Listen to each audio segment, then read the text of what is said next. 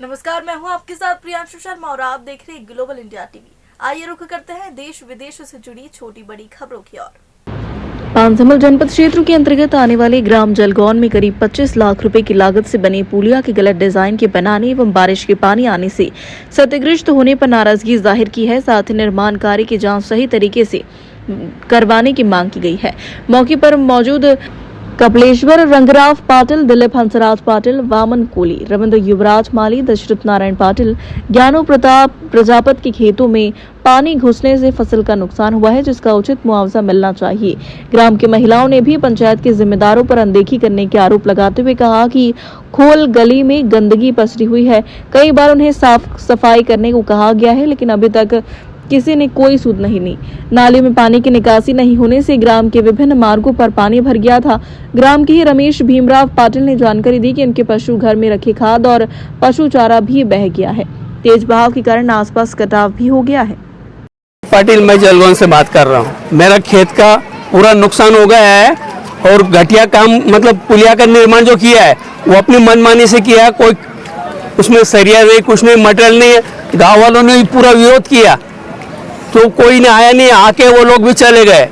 हाँ, वो अपनी मनमानी काम करता है और पूरा मतलब रोड का मतलब नुकसान हो गया और खेतों का नुकसान हो गया। पूरा खेतों में पानी घुस गया।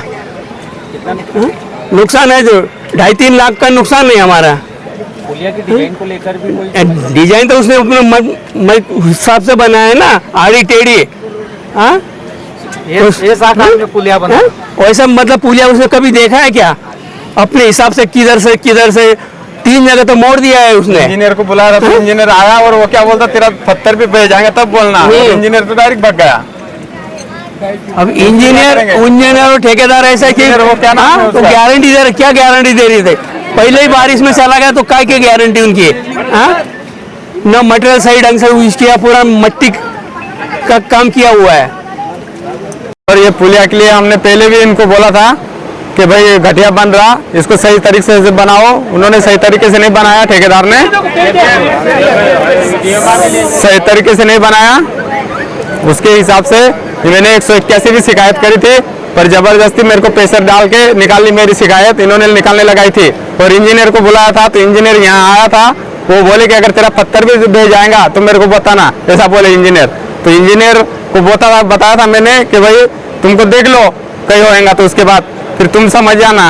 इसमें नुकसान हुई वो कौन देगा अभी भरपाई? वो पूरा आधा तो मेरे दे गया। कितने किसानों का नुकसान? ये 4-5 किसानों का नुकसान हो जाएगा है। कितना अनुमान?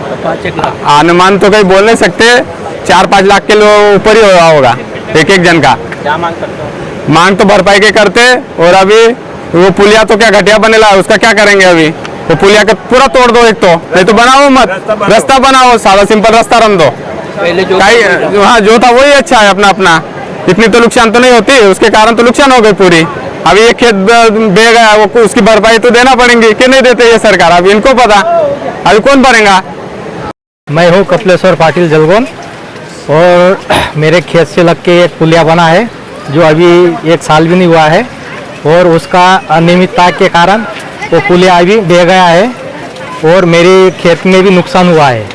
मेरी आधा एकड़ मूंग और आधा एकड़ मक्का पूरी फसल बर्बाद हो गई है। ये ठेकेदार के अनियमितता के कारण हुआ है और मैंने पहले भी इसका विरोध किया था, लेकिन किसी ने इसके ऊपर ध्यान नहीं दिया। वो ठेकेदार से भी कहा था, लेकिन ठेकेदार ने मना कर दिया और कुछ भी नहीं इसके ऊपर कार्रवाई हुई। क्या मांग करते हो?